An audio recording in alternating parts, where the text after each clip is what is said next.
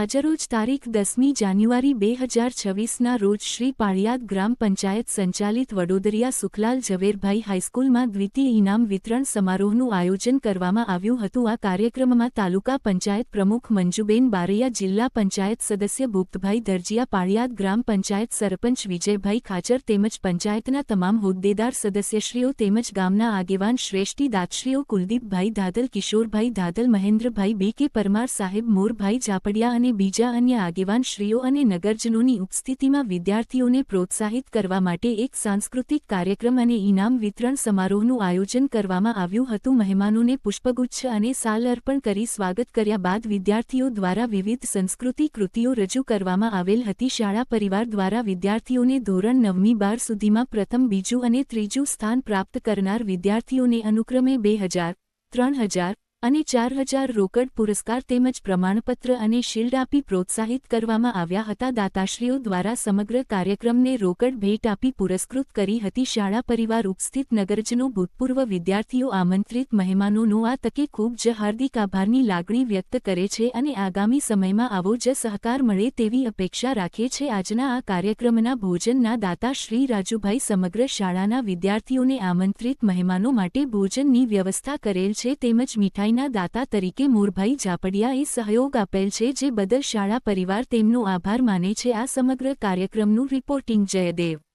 વી મંડિરક દ્વારા કરવામાં આવેલું છે।